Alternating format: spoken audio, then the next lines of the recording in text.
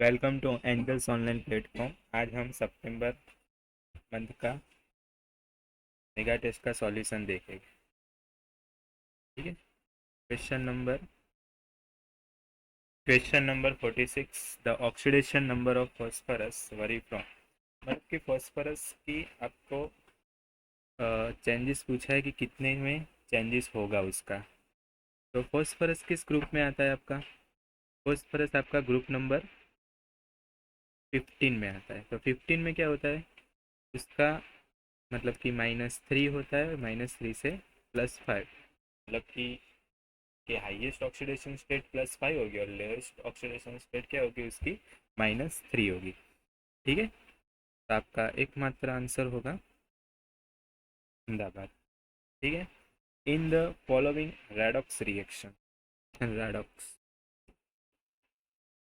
Redox reaction, तो Fe2+ आपको दिया है,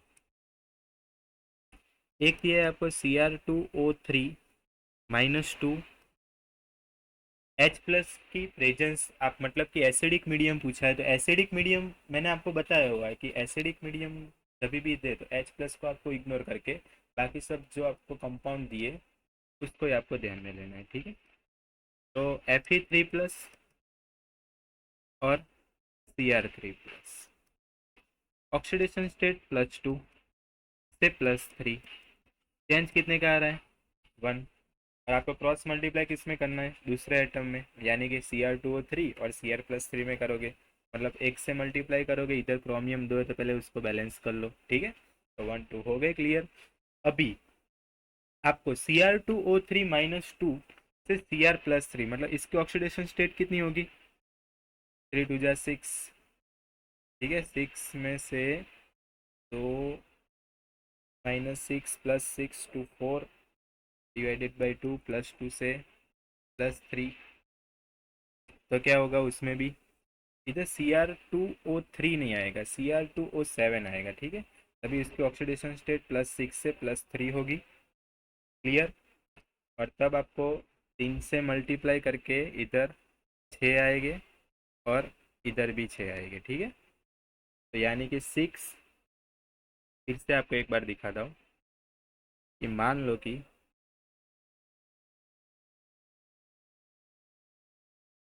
कि आपके पास, मुझे इरेज करने दो पहले।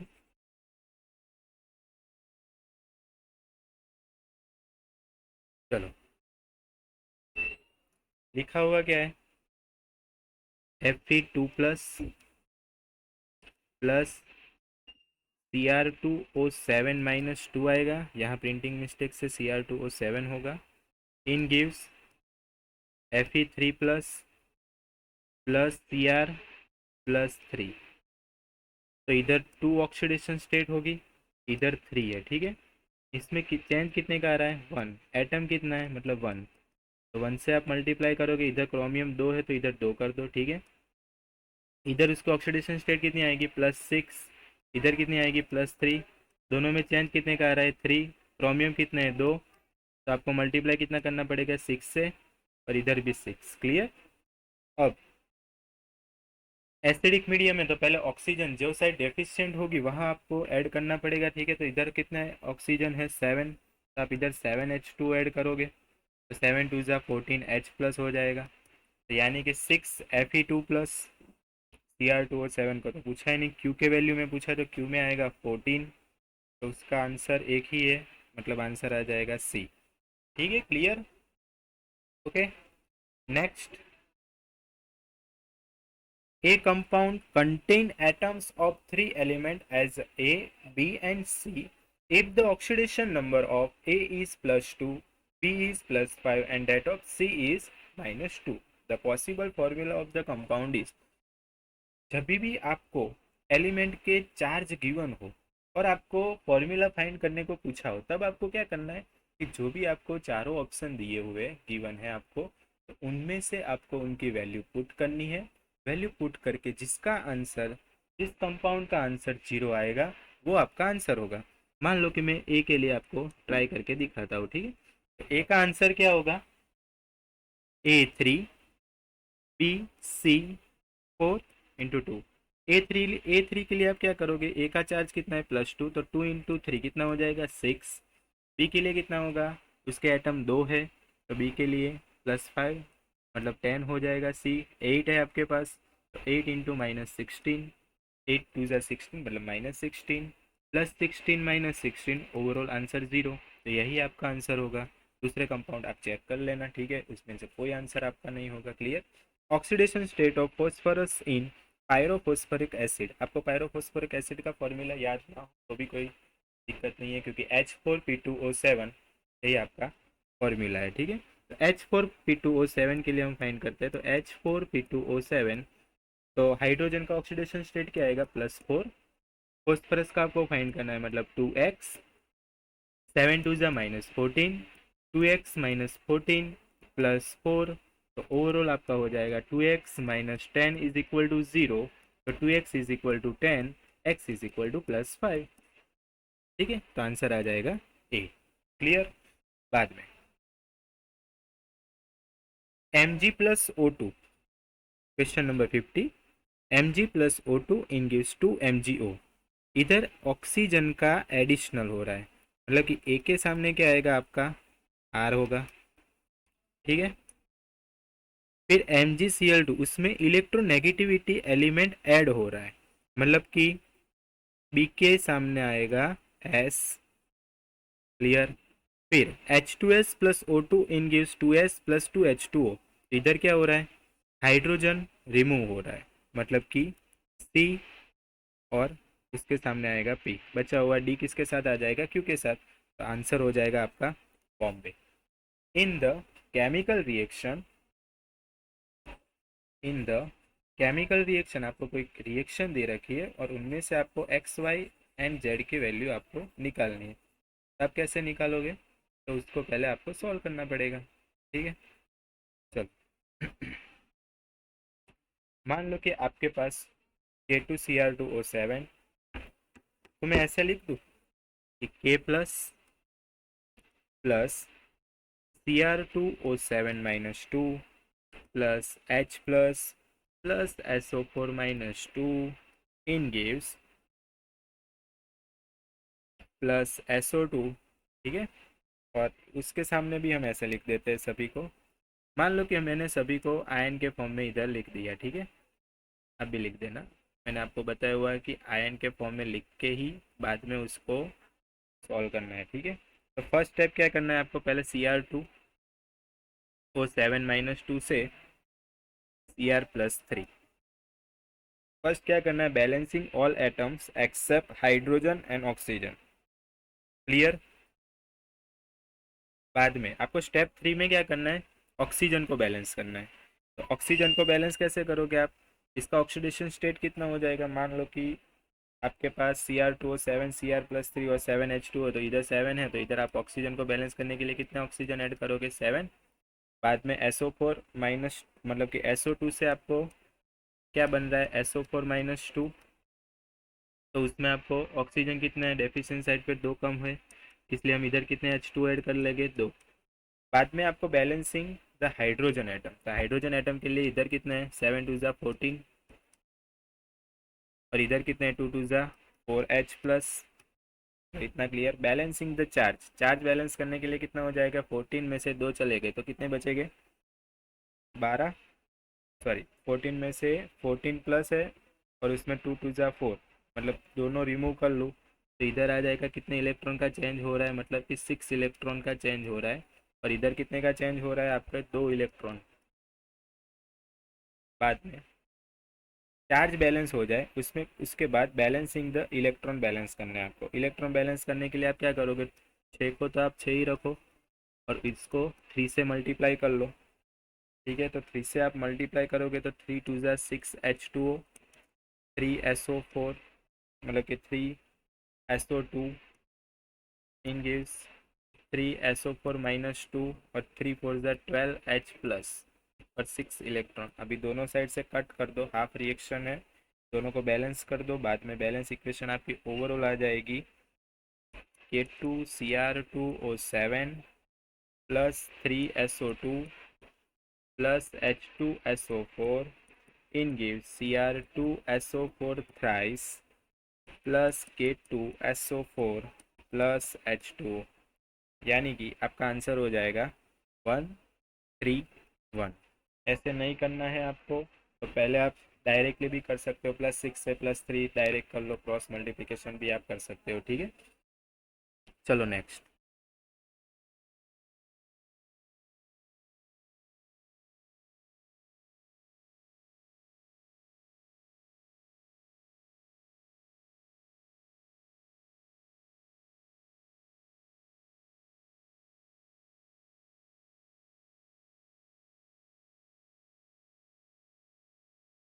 52,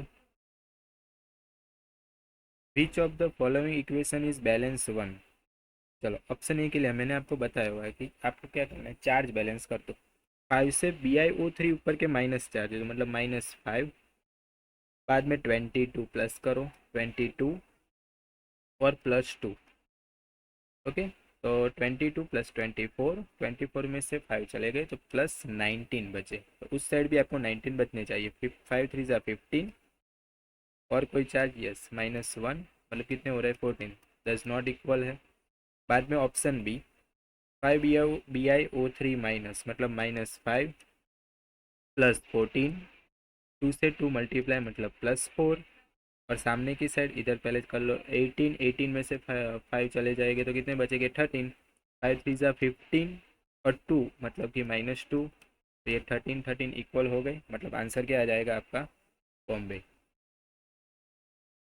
the oxidation state of oxygen atom potassium super oxide, आपको बोल दिया है कि पोटेशियम सुपर ऑक्साइड है, तो उसका ऑक्सीडेशन स्टेट ऑक्सीजन का कितना आता है, -1/2, मतलब आंसर आ जाएगा बॉम्बे।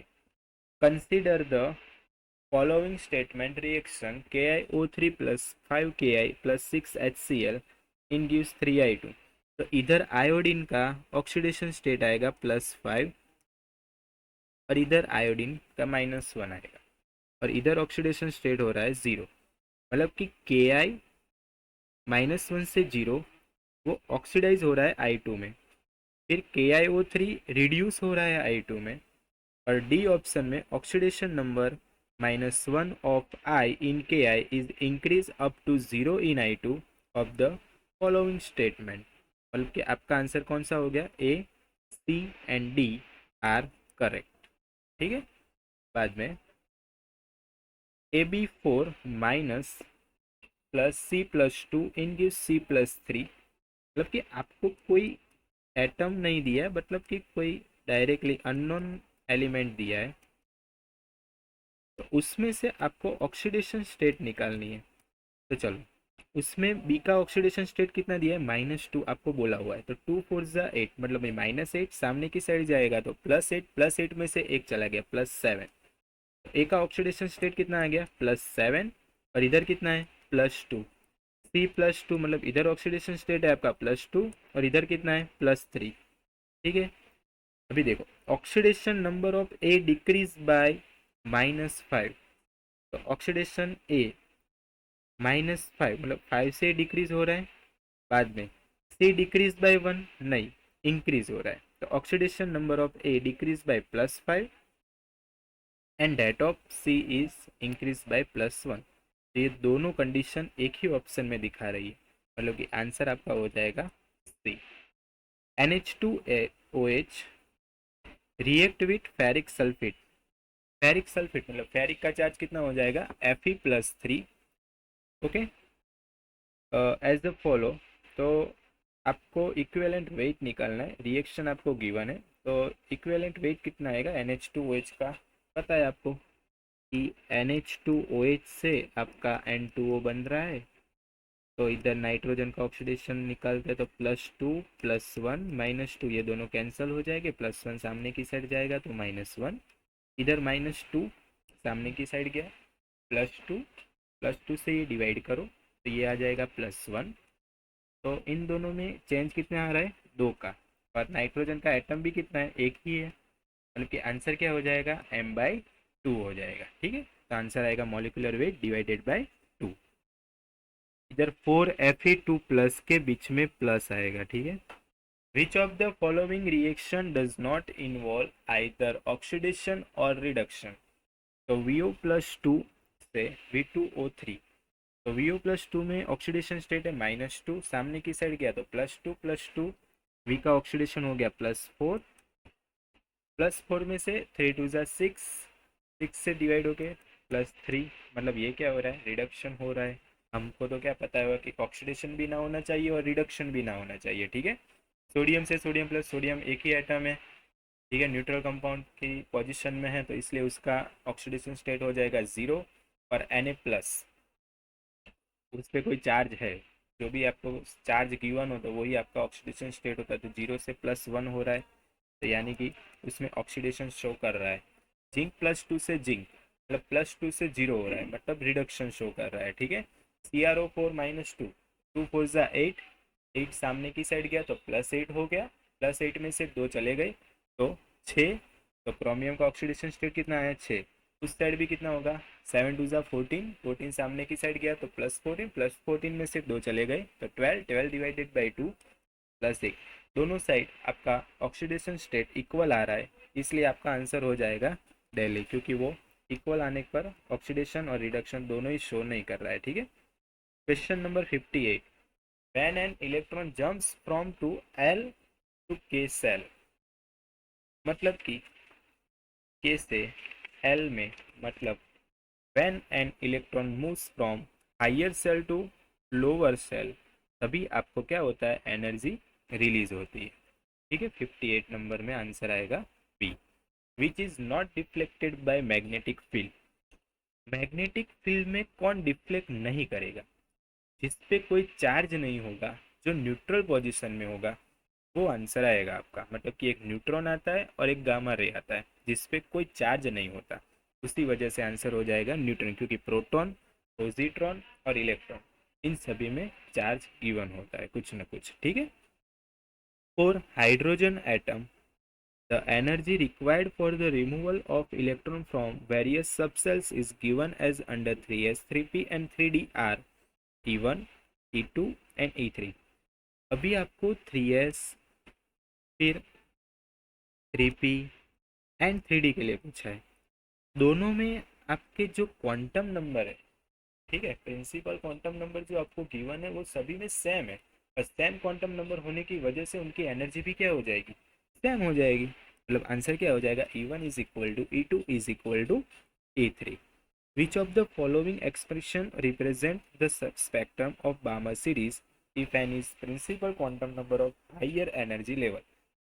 मतलब कि आपके पास जिस फॉर्मूला क्या है, आर फ्रीडबर्ग कांस्टेंट 1/z, हाइड्रोजन के लिए पूछा है, इस वजह से मैं z के लिए जगह 1 ले लेता हूँ, ठीक है। तो 1/ni² = फाइनल स्टेट्स, तो आर एन आई कितना आएगा, ni आपको 2 लेना है, ठीक है। तो 1/2 का स्क्वायर, और इधर आ जाएगा आपका NF², मतलब n तक ले जाना है, ठीक है। Principal quantum n is quantum number of higher energy level तक पूछा है, ठीक है, तो इधर n² आ जाएगा। चलो क्रॉस मल्टीप्लीकेशन करेंगे तो n² ऊपर चला जाएगा और 2 का स्क्वायर ऊपर चला जाएगा, तो डिवाइड में 2² मतलब 4, और ये n² आएगा। और इधर आपका फॉर्मूला है a² - b² = a+b and a-b। तो r क्या आ रहा है, r, तो एक आएगा n-2 n+2 divided by 4n²। तो आंसर क्या हो जाएगा, n-2 n+2 4n² centimetre inverse, मतलब आंसर हो जाएगा बॉम्बे, ठीक है। Which of the following statement concerning the 4 quantum number is false, n gives idea of size of an orbital. ये आपको सही दिया हुआ है, क्योंकि n आपको ऑर्बिटल की क्या बताता है, साइज ही शो करता है। l gives the shape of an orbital, l double है, डबल डम्बल है, ठीक है, या फिर स्फेरिकल शेप में है, वो सब आपको गिवन, क्योंकि आपको 0 होता है तो स्फेरिकल शेप में होता है, 1 आएगा तो आपका डम्बल शेप होगा, और 2 आएगा तो डबल डम्बल शेप होगा, ठीक है। ये सब आपको शेप गिवन होते हैं, इसलिए आपको एल क्या आइडिया देता है, ऑर्बिटल का शेप के बारे में बताता है। M gives the energy of electron in the orbital, नहीं, वो मैग्नेटिक फील्ड बताता है, ठीक है। इसकी वजह से एस गिव्स द डायरेक्शन, हाँ +1/2 और -1/2, ये आपको डायरेक्शन शो कर रहा है, इसलिए आंसर क्या हो जाएगा सी, ये आपका गलत है। ठीक है।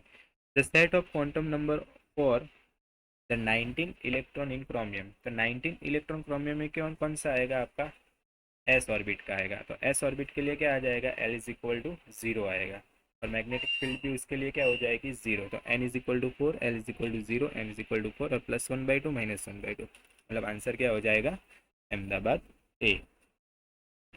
फिर velocity of helium atom 300 kelvin is 2.14 metre per second, what is its wavelength, तो आपको क्या करना है, lambda is equal to HV, lambda आपको फाइंड करना है, 6.6 से आपको मल्टीप्लाई करना है 334, और वेलोसिटी आपको गिवन है 2.40 इंटू 10⁻², तभी आप मल्टीप्लाई करो, 2 6 = 12, और उनको कन्वर्ट करना है मीटर पर सेकेंड, मतलब हीलियम के लिए बारे में भी आपको बताया हुआ है 4, तो 4 से आपको डिवाइड करना पड़ेगा। ठीक है, तो डिवाइड करने पर आपका आंसर हो जाएगा ओवरऑल 0.416 नैनोमीटर। ठीक है, ये आप फॉर्मूला रखना, ठीक है, HC/λ वाला, मतलब कि E इज इक्वल टू क्या होगा HV, मतलब कि HC/λ is equal to 13.6 into Z²/n², फिर HC/λ से निकाल देना, ये आपका आंसर आ जाएगा। ठीक है, if the electronic structure of oxygen atom is return 1:2:2p में, it would be violet, violet का मतलब होता है कि अपोजिट में पूछा है, तो आपको कौन सा रूल्स फॉलो करेगा, वो हुंस का रूल। ठीक है, what are the value of the orbital angular moment of an electron in the orbital, आपको एंगुलर मोमेंटम का फॉर्मूला आपको पता होना चाहिए, तो एंगुलर मोमेंटम का आपको फॉर्मूला क्या आएगा,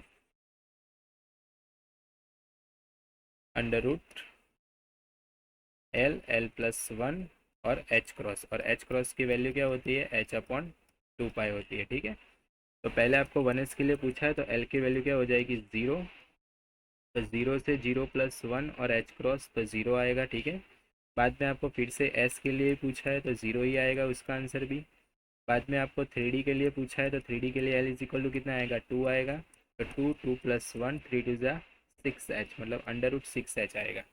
ओके, और बाद में आपको 2P के लिए पूछा है, तो L इज इक्वल टू कितना आएगा आपका 1, तो 1 और 1+1 तो 2 1, मतलब आंसर आ जाएगा √2H। क्लियर, मतलब A. Which element group 13 is the strongest reducing agent, strongest reducing agent मतलब सामने वाला का क्या करने का, रिडक्शन, और अपने का क्या हो जाएगा ऑक्सीडेशन, मतलब वो आंसर क्या हो जाएगा एल्यूमिनियम। ठीक है, which of the following pairs has almost same radius, इसमें आपको एक्सेप्शन फॉर्म में सर ने लिखाया होगा कि ये दोनों में सेम अप्रोक्सीमेटली सेम रेडियस होती है, तो उसके लिए आंसर एल्यूमिनियम और गैलियम दोनों में अप्रोक्सीमेट, मतलब पहले गैलियम आता है फिर एल्यूमिनियम आता है। ठीक है, तो अप्रोक्सीमेटली सेम रहती है, इसलिए आंसर हो जाएगा A. The element that exhibits highest electronegativity third A group, एक मतलब एलिमेंट, तो उसमें क्या होगा बोरॉन, फिर आएगा हेलियम, इंडियम, फिर गैलियम, ये एल्यूमिनियम, ये आपका इलेक्ट्रोनेगेटिविटी का ऑर्डर है, ये रहा आपका इलेक्ट्रोनेगेटिविटी का ऑर्डर, क्या होगा बोरॉन से एल्यूमिनियम, तो सबसे हाईएस्ट इलेक्ट्रोनेगेटिविटी किसकी आएगी, बोरॉन की आएगी। ठीक है, थैलस क्लोराइड, थैलस क्लोराइड मतलब TlCl, और थैलिक क्लोराइड मतलब TlCl3, मतलब उस पर +3 चार्ज होगा और +1, जिसमें pseudo first configuration, pseudo electron configuration देखने को मिलेगी, तो उसका आंसर आ जाएगा इनर्ट पेयर इफेक्ट। ठीक है, which of the following halide, ठीक है हैलिड नहीं आएगा इधर, हैलाइड आएगा, is less stable and has doubtful existence, तो उसमें कौन सा होगा कि Pb+4 है आपका, वो अनस्टेबल होता है, और Pb+2 जो स्टेबिलिटी ज़्यादा होती है हैलाइड में, इसकी वजह से आपका ये आंसर क्या हो जाएगा Pbi4 हो जाएगा। The strongest reductant among the following, मतलब स्ट्रॉन्गेस्ट रिडक्टेंट फॉलोइंग किस में आएगा, मतलब कि Sn+2 है तो वो SnCl4 में आपका ऑक्सीडेशन हो जाएगा, बट SnCl4 किसी में नहीं होगा।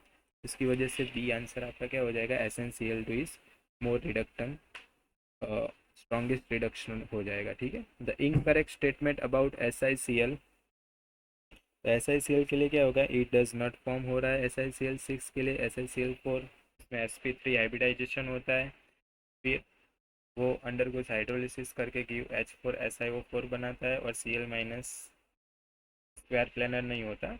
इसमें क्या होगा, sp3 हाइब्रिडाइजेशन की वजह से उसका आंसर आ जाएगा टेट्राहेड्रल। ये गलत है, इसलिए आंसर आ जाएगा गलत, इनकरेक्ट स्टेटमेंट हो जाएगा। ठीक है। Statement 1, boron always form covalent bond,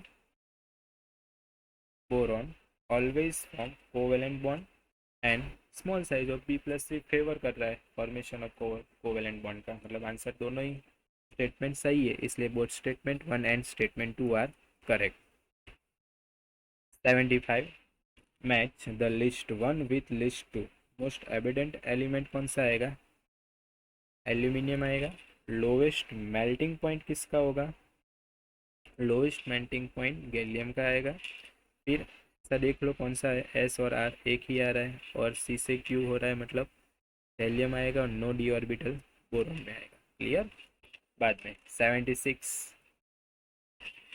statement 1, SiF62- is non but SiCl62- is not, मतलब कि SiF6 वो आपका कंपाउंड जानते हो आप, बट SiCl62- नहीं जानते हो। तो statement 2, size of fluorine is small, it's lone pair electron interacts with the orbital, सही है दोनों। ठीक है, क्योंकि दोनों में आपका लार्ज साइज होती है इसकी, SiCl6 की क्या होती है, लार्ज साइज होती है, और SiCF6 क्या होती है, स्मॉल साइज होती है। इस साइज के अकॉर्डिंग ये दोनों स्टेटमेंट सही है। 77, BOH thrice is acidic while in InOH3 is basic। ठीक है, क्योंकि ये नॉन मेटल है और नॉन मेटल क्या करता है, एसिडिक शो करता है। और InOH आप ग्रुप से मतलब बॉटम से डाउन तक जाओगे तो आपका क्या शो कर रहा होता है, मेटल। मेटल क्या करता है, ऑलवेज बेसिक। तो BOH is highly hydrogen bonding structure and small size के, उसकी वजह से ये क्या हो जाएगा, आपका दोनों स्टेटमेंट करेक्ट हो जाएंगे। Give the thermal stability of group 14, thermal stability क्या होगा, कि जो थर्मल स्टेबिलिटी आपका शो कर रहा है, ठीक है, वो डायरेक्टली प्रोपोर्शनल, इनवर्सली प्रोपोर्शनल होता है साइज से। मतलब कि कार्बन की साइज़ क्या हो जाएगी, सबसे कम, तो उसकी थर्मल स्टेबिलिटी ज़्यादा होगी। बाद में सिलिकॉन, फिर गैलियम, फिर टिन, फिर लेड, मतलब आंसर हो जाएगा आपका C. Clear. Which of the following order of ionic radius is correctly represented, तो आयोनिक रेडियस आपको जब भी फाइंड करना है तो आप कैसे फाइंड करोगे, पहले नेगेटिव चार्ज आएगा, बाद में न्यूट्रल, और फिर पॉजिटिव चार्ज होता है। ठीक है, ऐसा कोई ऑर्डर है देख लो। एक है सी, बट उसमें पहले O-2 आना चाहिए, फिर F- आना चाहिए, फिर Na+ आना चाहिए। ठीक है, Al+3, मतलब जब से ज़्यादा चार्ज होता है तो कॉन्ट्रैक्शन की वजह से क्या हो जाएगा, उसकी साइज़ कम हो जाएगा और रेडियस भी क्या हो जाएगी, कम हो जाएगी। ठीक है, इसलिए आंसर क्या हो जाएगा, H-, H और H+। The ionization energy of nitrogen is more than oxygen because of the extra stability of half filled P orbit, जिसकी पी ऑर्बिट में मतलब कि कोई भी ऑर्बिट हो आपकी और हाफ फील्ड होती है तो क्या हो जाएगा, वो सबसे ज़्यादा आयोनाइजेशन एनर्जी हो जाएगी। ठीक है, बाद में हाफ फील्ड हो या और फुल फील्ड इलेक्ट्रॉन हो। ठीक है, among the halogen correct order of amount of energy release in electron gain, मतलब कि सबसे ज़्यादा किस में आएगी, इलेक्ट्रॉन गेन करने की और रिलीज करने की एनर्जी, तो सबसे ज़्यादा आएगी क्लोरीन। क्लोरीन फ्लोरीन से भी ज़्यादा आएगी और ब्रोमीन से भी ज़्यादा होगा। ठीक है, तो पहले क्लोरीन, फिर बट फ्लोरीन क्या होता है, ब्रोमीन से ज़्यादा होता है, इसलिए आंसर क्या हो जाएगा आपका, fluorine less than chlorine greater than bromine greater than iodine. The correct of electronegativity of sodium, oxygen and fluorine, तो करेक्ट इलेक्ट्रोनेगेटिविटी सबसे ज़्यादा किस में आएगी? फ्लोरीन में, फिर ऑक्सीजन में, और फिर सोडियम में। तो ये तो सही हो गया आंसर, FO और Na। क्लियर।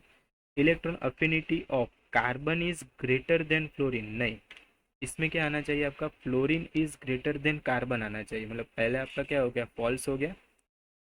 बाद में sulphur is lesser than chlorine, तो लेस कौन है? क्लोरीन। सही है, सल्फर क्लोरीन से कम ही होती है उसकी इलेक्ट्रॉन अफिनिटी, मतलब ये ट्रू है। Iodine is higher than bromine, नहीं, bromine is higher than iodine आएगा, मतलब ये गलत हो जाएगा आपका। Chlorine is greater than sulphur, ये वाला सही है। ठीक है, तो ऐसा कौन है? फॉल्स ट्रू, फॉल्स ट्रू, तो ये आंसर आ जाएगा चेन्नई। बाद में atomic number Z 35 element is present which period, तो 35 किस में आएगा? Group number, sorry, period number 4, group number 17, periodic table से है। बाद में विच of the following highest IP, highest IP किसकी आ जाएगी? जिसमें हाफ फील्ड होगी, अभी बताया था, बोरॉन, कार्बन और ऑक्सीजन, सबसे ज़्यादा नाइट्रोजन में हाफ फील्ड की वजह से उसकी हाईएस्ट आयनाइजेशन हो जाएगी। ठीक है। The second electron affinity always क्या होगी?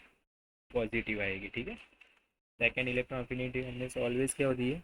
इधर फर्स्ट बोला होता तो आप क्या लिखते? नेगेटिव। ठीक है। बाद में element having the highest ionization energy has the outer most shell configuration, outer most configuration में हाईएस्ट एनर्जी किसकी होगी? जिसमें सबसे ज़्यादा इलेक्ट्रॉन लास्ट ऑर्बिट में होंगे, मतलब NH2 NP5, तो NH2 NP5 मतलब 17 ग्रुप हो गया, तो डायरेक्टली आपका क्या हो जाएगा? D. The first the most electropositive element possesses the electron configuration, तो सबसे ज़्यादा तो किस में आएगा? एक ही है आपका, Xenon 661, तो मोस्ट इलेक्ट्रोपॉजिटिव एलिमेंट आएगा। ठीक है। Acceleration generally on moving down the group, energy release is more on adding on electron neutral gases atom। बाद में रीज़न आपको क्या दिया है? On moving down the group Z effective decrease, नहीं, इंक्रीज होगा। और on moving down the group release is more adding electron neutral gases atom, वो भी आपका गलत हो जाएगा। the both assertion and reason are wrong हो जाएगा। ठीक है।